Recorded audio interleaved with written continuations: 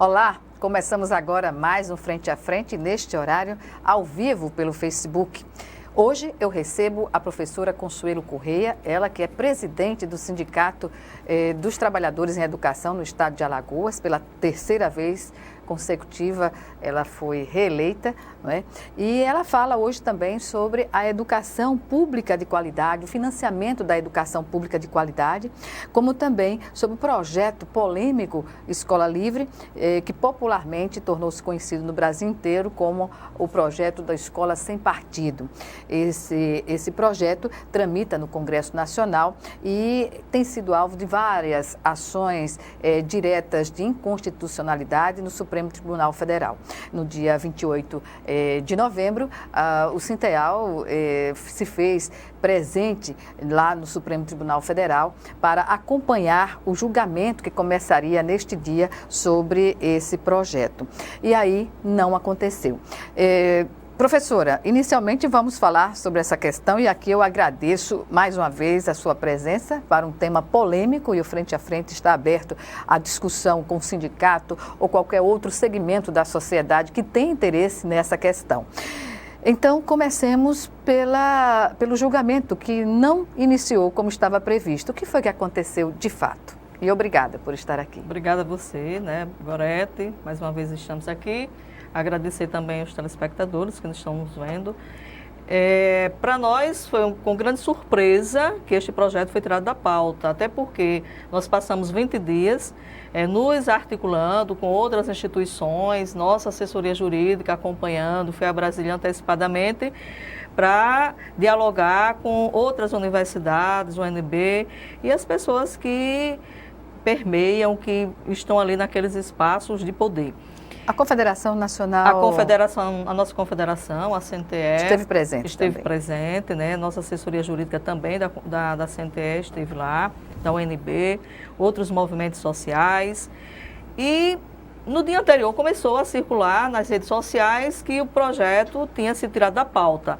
Nossa assessoria estava lá, ligamos, ela disse, olha, ele está mantido na pauta. Porém, o presidente da casa, o Dias Toffoli, resgatou um projeto que tinha lá, uma ação, aliás, contra o Michel Temer, do indulto natalino. Polêmico também. Tão polêmico quanto. Tão polêmico quanto. Então, ele manteve na pauta, antecipou, ele foi o primeiro a ser pautado e, no decorrer da sessão, ele, a partir das 16 horas, ele anunciou que não teria como pautar o Escola Sem Partido diante das discussões demoradas. O voto do relator demorou 1 hora e 40 minutos, foi o ministro Barroso, e suspenderam a sessão e no retorno ela anunciou que não tinha como pautar esse projeto. A opinião do ministro Barroso já é conhecida, né? Isso.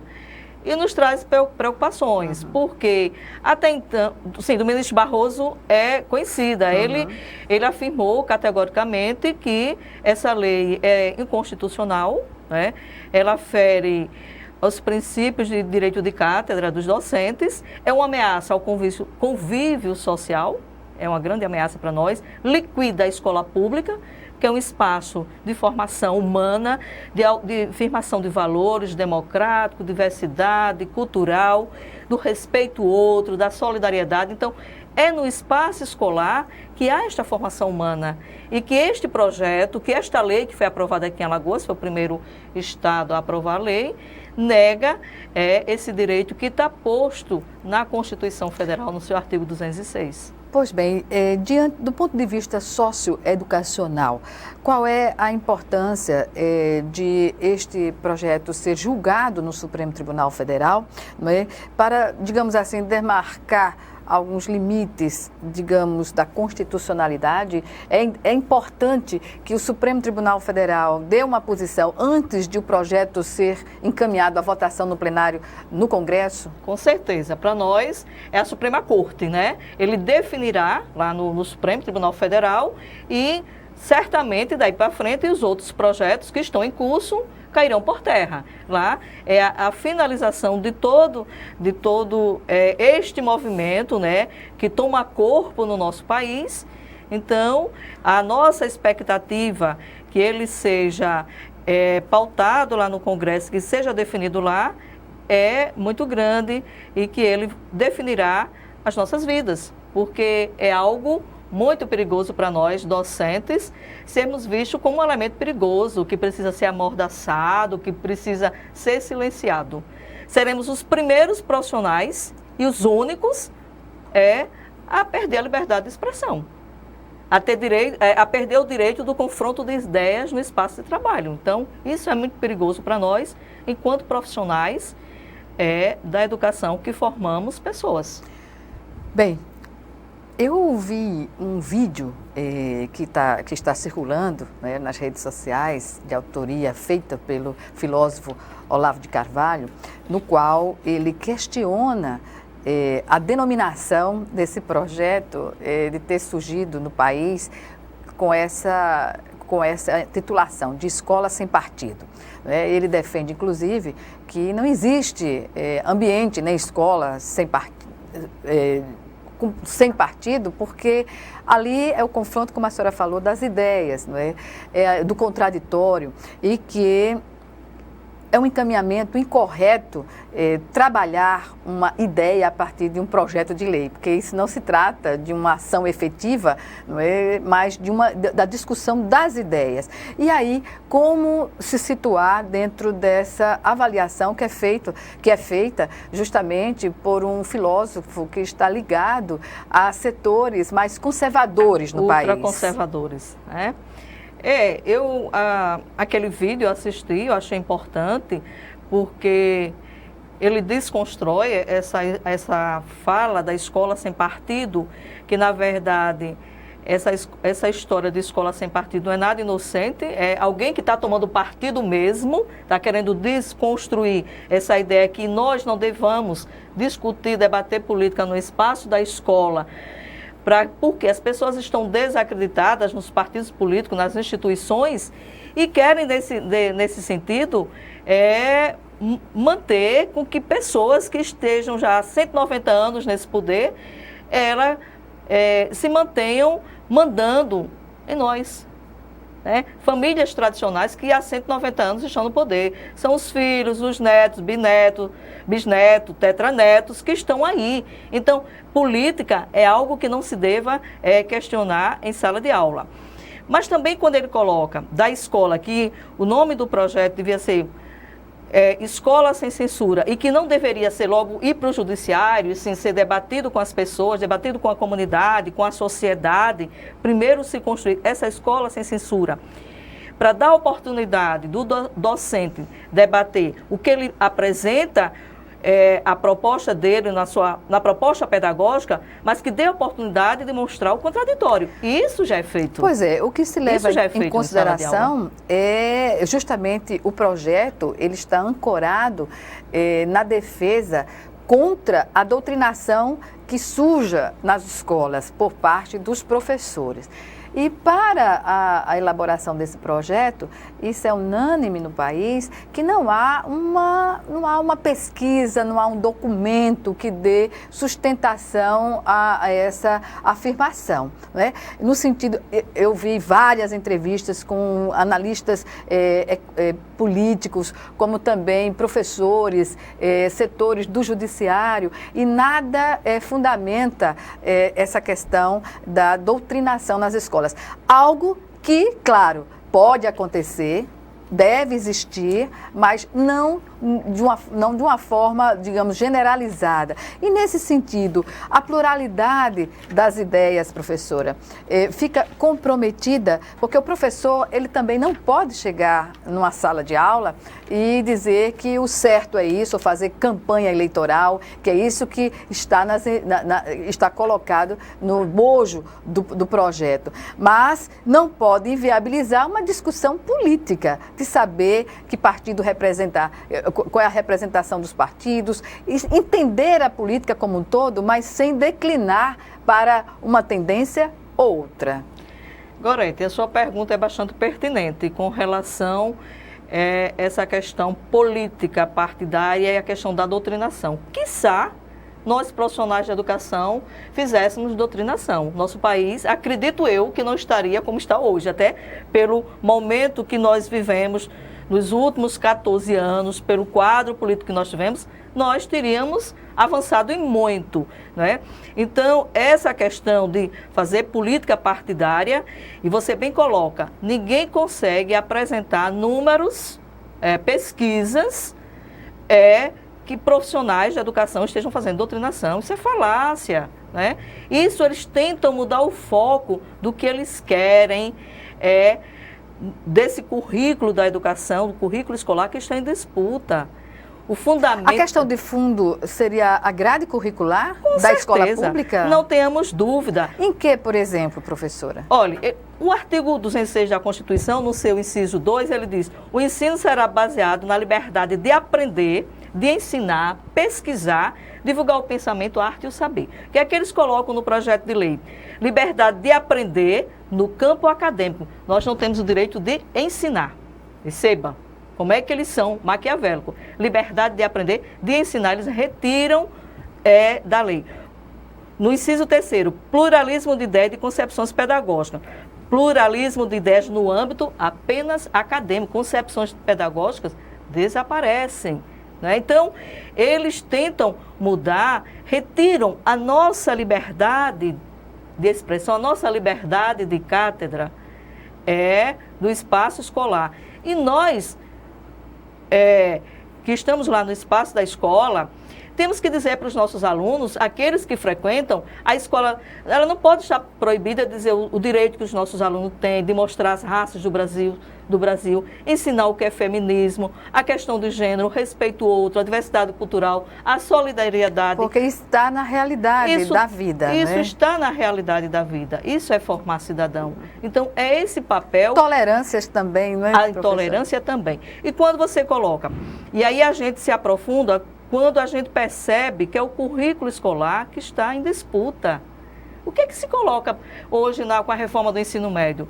Que as disciplinas obrigatórias serão apenas língua portuguesa e matemática. Ora, se nós temos uma gama de disciplinas hoje e estas são obrigatórias, elas não são cumpridas. Faça a ideia aquelas que não serão obrigatórias. Por exemplo? Física, química, biologia, sociologia. Ou seja, nega-se a ciência em detrimento da religião. Por quê? Filosofia, sociologia? Pois é.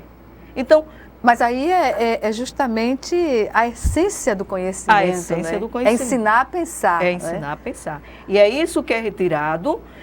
É um grupo empresarial, todos pela educação, mas todos pela educação que convém ao Deus mercado.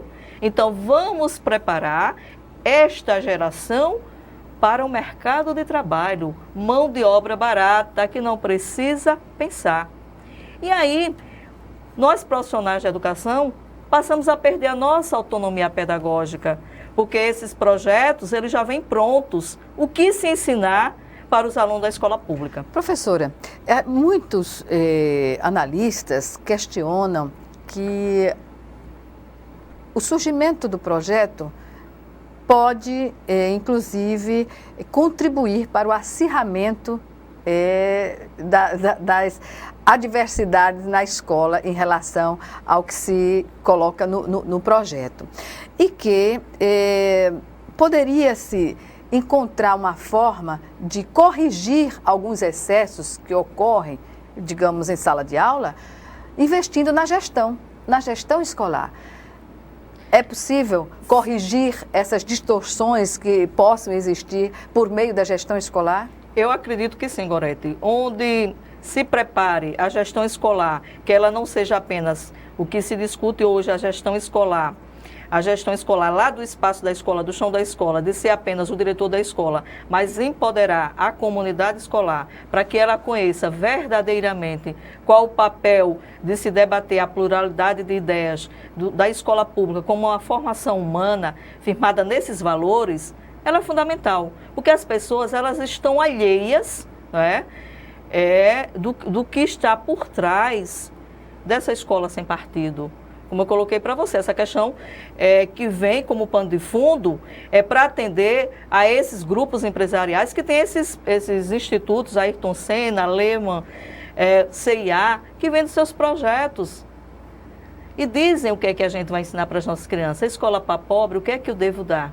A construção da gestão escolar, desde a Constituinte Escolar, ela é definida pelos atores da escola, não Sim. só professores, como alunos, como os pais de alunos, Os funcionários administrativos também. Todos esses atores constroem a vida escolar. Com a aprovação do projeto, quebra-se essa conquista, professora? Quebra, sim. Ela já vem sendo quebrada quando há um desrespeito à gestão democrática. Porque, na verdade, hoje nós temos leis aqui no estado de Alagoas, aqui na rede municipal de Maceió, em alguns municípios do interior e alguns municípios de outros estados brasileiros, que nós temos gestão democrática, mas está se quebrando, como eu disse, essa autonomia pedagógica, esse respeito à pluralidade de quem compõe a escola para debater as questões, porque somos nós que estamos lá na escola, que sabemos qual a nossa dura realidade. Não as pessoas que estão nos seus gabinetes, preparam os seus projetos, tentam empurrar de goela abaixo para os nossos alunos e para serem avaliados naquelas avaliações de larga escala, como o IDEB, o SAEB, que é para controlar justamente o que é que as nossas crianças estão aprendendo, o que é que está dando, mas de forma unilateral. Eles definem lá. E de forma única. Todo mundo tem que aprender a mesma coisa, o conhecimento não pode ser diferente. Pois bem, no próximo bloco vamos saber sobre a manifestação da comunidade escolar ao projeto. Em 1 minuto, o Frente a Frente está de volta. Até já.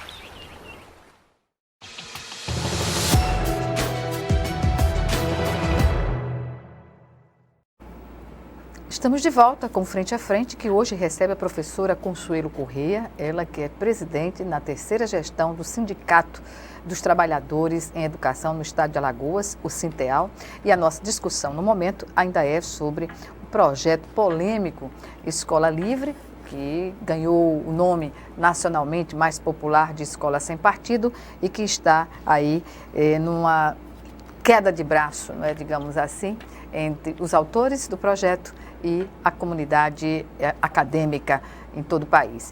O projeto está em tramitação no Congresso Nacional e também está a ser submetido no Supremo Tribunal Federal à análise, não é, dos ministros sobre a constitucionalidade desse projeto. Portanto, professora, o que dizer dentro desse contexto quando surge uma defesa de denuncismo nas escolas para os professores, no sentido de que ganhou corpo esta semana nas redes sociais também, informando sobre uma deputada do Paraná, recém-eleita, que defendeu o denuncismo, ou seja, o aluno fazer denúncia contra o professor que promoveu uma discussão em sala de aula sobre essas questões, e não só sobre isso, né?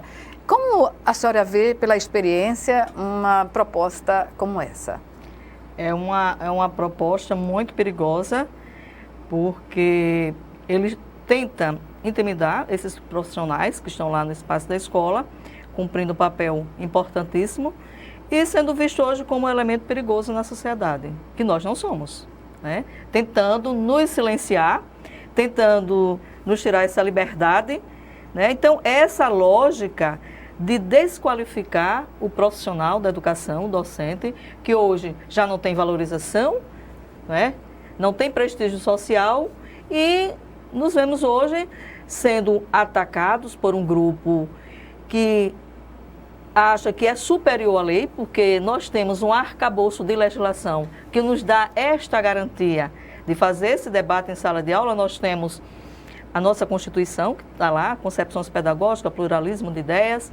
Nós temos a LDB, a Lei de Diretrizes e Bases da Educação. Nós temos o PNE, que é o Programa Nacional, o Plano Nacional. Plano Nacional de Educação, que também tem todas as diretrizes do fazer pedagógico.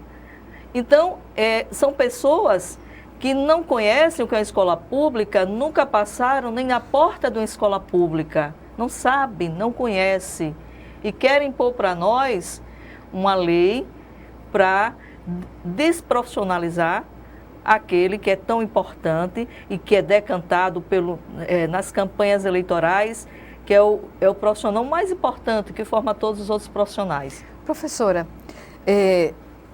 a construção de uma base curricular, ela entende que a postura do professor em sala de aula deve ser suprapartidária, tem que tocar nas questões, mas não deve se inclinar para um lado ou para o outro. Como a senhora vê essa questão? Não, eu concordo que eles não devem ter inclinação partidária, mas discussão política... Da realidade é outra coisa. É outra coisa. Fazer educação sem discutir política é impossível. Educar já é um ato político. Então, nós somos seres políticos, nós somos seres políticos, né? Então, entendemos que a participação da família é por demais importante, né? Mas o que ela não pode é limitar a atividade pedagógica. Ora, eles colocam que tem que monitorar o que é que o professor está colocando lá em sala de aula, que vai atender às necessidades do aluno. Nós temos lá 30, 40, 50 alunos. Se cada um for dizer, o pai do aluno, e for dizer o que eu devo ministrar na sala de aula, o que será destes profissionais? Não vai conseguir dar aula. Nós não podemos atender essa demanda de cada um. O que o pai pode fazer, e isso que a Convenção Americana define, ele pode fazer esse trabalho de formação no seu espaço privado. Mas no espaço público, quem cuida é o profissional que está lá, ministrando as suas aulas, fazendo debate democrático, de pluralidade, de respeito, expondo. E tem um detalhe importante, não existe neutralidade na fala de ninguém. Quando eu imponho a minha vontade e digo o que eu quero que os alunos saibam, que os alunos devam estudar, eu já estou dizendo de que lado eu estou. Que conteúdo deve ser ministrado? E como você colocar, a gente trabalhar não a política partidária, mas a política do dia a dia. Por que é que nós moramos em uma favela? Por que é que nos falta merenda na escola? Eu não devo debater isso no espaço da escola? Tenho que dizer para o meu aluno a quem de direito ele deve cobrar a merenda, que muitas vezes é a única refeição dessas crianças, desses jovens. Esse é o debate político que tem que ser amadurecido no espaço escolar. Então não podemos nos omitir, é impossível fazermos esse debate. Agora, claro que a classe dominante, ela quer selecionar o que a gente vai debater, vai discutir no espaço da escola. Além dessa questão curricular, não é, e somada às discussões da realidade que tornam professores e alunos seres políticos na discussão das questões do interesse da sociedade, há outro viés que está contido aí na escola livre ou a escola sem partido, que está ligada à questão de gênero, né? Aí é uma questão que se coloca de uma forma até mais, digamos assim, mais contundente, não é? Qual deve ser, na sua opinião, a atitude, não é, dos professores em sala de aula no tocante a essas questões? Primeiro, a questão do respeito, não é? A decisão de cada um que já chega na escola, a escola recebe o aluno como ele vem da família, né? Isso. Olha, isso é muito importante, tratar a questão de gênero dentro do espaço escolar, até pela questão do respeito, da solidariedade e do respeito outro, da tolerância. Você não pode ser intolerante porque eu sou diferente. Então, isso é fundamental. Quando eu venho para a escola... Do ponto de vista da civilidade, Da né? civilidade, exatamente. Nós vivemos num processo civilizatório. Então, até porque, assim, são temas que tem que ser debatido, é algo novo que está sendo posto, que a gente não vai fazer com que aumente o sofrimento daquela criança, daquele jovem que já está marginalizado na sociedade. Tolerar não seria estimular, porque o que se diz contrariamente é que os professores estão estimulando crianças que não têm um amadurecimento sexual a já fazer uma opção pela homossexualidade, por exemplo. Tudo isso é inverdade, isso não existe, é falácia, né?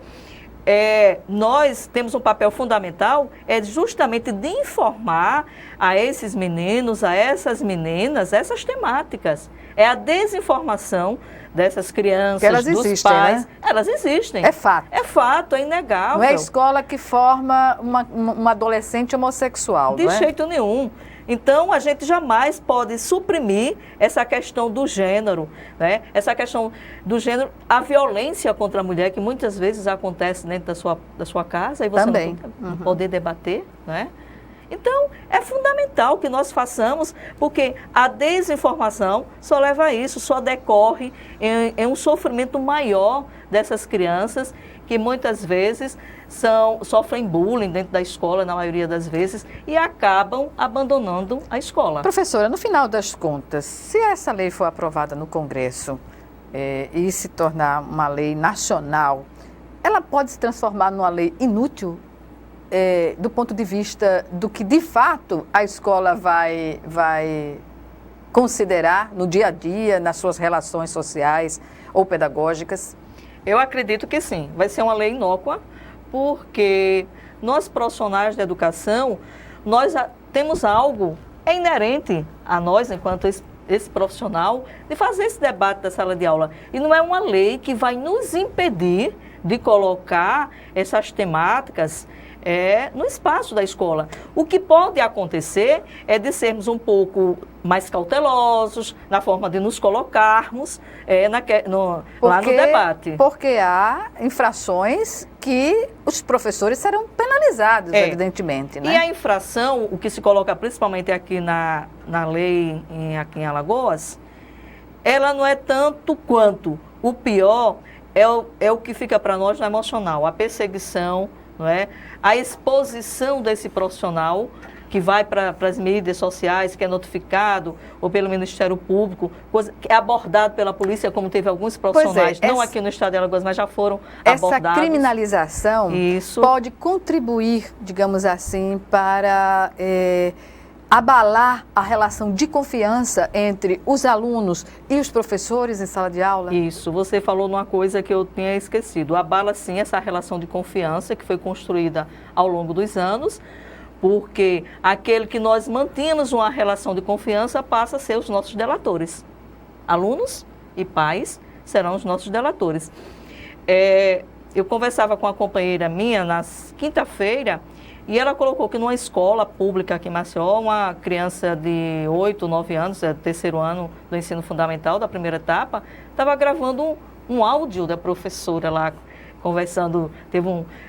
Ela teve uma pequena discussão com um aluno que estava meio disciplinado e deu conta de uma menina de entre 8 e 9 anos gravando a fala da professora, né? Então, é algo assim, que temos que ficar atentos. Se alguém chegar para nós e pergunta, professora, você vai votar em quem? Nós podemos até temos que ter esta maturidade de fazer uma pergunta dessa, porque pode ser uma pergunta capciosa e alguém está lá com o celular gravando, né, para dizer que nós estamos fazendo doutrinação partidária, que está escolhendo candidato ao bem. Então, assim, mas não devemos recuar 1 milímetro do nosso posicionamento enquanto educador. Até porque não tem nada de concreto. O que está prevalecendo para nós é a liminar do ministro Barroso, numa decisão monocrática, que é lei inconstitucional. Então, não pode haver punição para esses profissionais. Professora, os pais têm a função de educar. Os alunos, quando chegam na escola, eles já trazem, não é, o sentimento da pertença, do que, mesmo quando crianças, o comportamento já revela um funcionamento da família, não é? E cabe à escola deve encaminhar a pluralidade dessas questões todas, porque todos somos diferentes no ambiente escolar.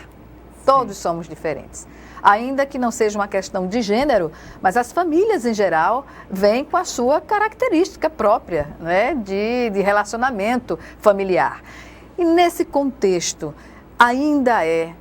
seria mais, digamos assim, mais democrático e mais fácil de estabelecer algumas mudanças se o projeto antecipasse ao projeto a discussão com a comunidade, com a sociedade? Com certeza, eu acho... Houve um erro de condução na elaboração e no pensar, de não discutir isso nacionalmente? Com certeza. Como você coloca, no espaço escolar, lá no chão da escola, se você empodera essas pessoas, se você abre o debate, você abre o diálogo, que é salutar, para que as pessoas entendam o que se está debatendo, o que se está questionando, e saber da verdade, não da desinformação, como é hoje colocado nas redes sociais, o tal do fake news, né, que isso tem atrapalhado muito as nossas vidas. Seria bem prudente que nós pudéssemos fazer isso e nós pudéssemos avançar, né, e desmistificar, desconstruir muitas inverdades que são colocadas sobre a escola sem partido ou a escola livre, que livre ela não tem nada de livre, né? Ela só traz prejuízos para todos nós. E a certeza de que nenhum aluno chega à sala de aula no ensino médio, digamos, ou no ensino fundamental, com uma neutralidade, né? Com certeza. Afirmar que eles são figuras vulneráveis, que vêm como se fosse uma folha em branco, que não sabe nada, isso é uma inverdade. Como você colocou, cada um traz, sim, a sua formação, da sua família, seja ela que seu DNA familiar. Exatamente. Né? Em todas as áreas. Ele traz o seu posicionamento, suas atitudes, seus comportamentos, e nós, enquanto educadores, vamos trabalhando toda essa pluralidade, essa diversidade. O que a gente percebe é que, assim, quem impôs essa escola, que impôs esse projeto de lei para nós, é matar no nascedouro esta semente de uma escola pública que busca a soberania do seu país, de uma escola pública que faz esse debate do pluralismo das ideias, das concepções pedagógicas. Então, assim, é isso que eles querem, porque viram que é no chão da escola que a gente faz o nosso aluno pensar, o nosso aluno refletir. Né? Então, é matar lá no nascedouro, na escola pública, que eu tenho que acabar com isso. Pois bem, vamos chamar agora o nosso segundo e último intervalo. Já já, é 1 minuto e o Frente a Frente está de volta.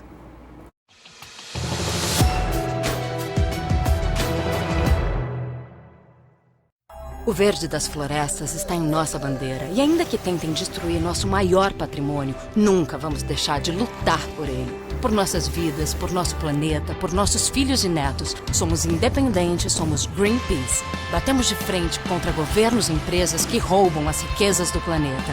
Precisamos de todos juntos por essa causa. Acesse somosportodos.org e assine as petições. Faça parte dessa mudança já. Greenpeace, somos por todos. O Brasil terá, pela primeira vez, uma Base Nacional Comum Curricular. O documento é democrático e respeita as diferenças. Com a base, todos os estudantes do país, de escola pública ou particular, terão os mesmos direitos de aprendizagem. Hoje a aula é sobre cidadania. Isso é bom. Se a base da educação é a mesma, as oportunidades também serão. Ministério da Educação, Governo Federal.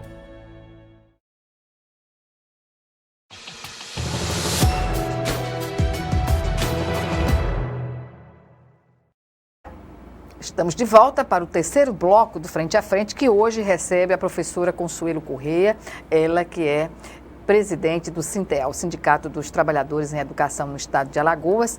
E para fechar essa questão da discussão do projeto polêmico Escola Livre ou Escola Sem Partido, como ficou conhecido nacionalmente, professora, o que dizer dos próximos passos que estão previstos para o embate que vai acontecer certamente em nível de Congresso Nacional e no próprio Supremo Tribunal Federal?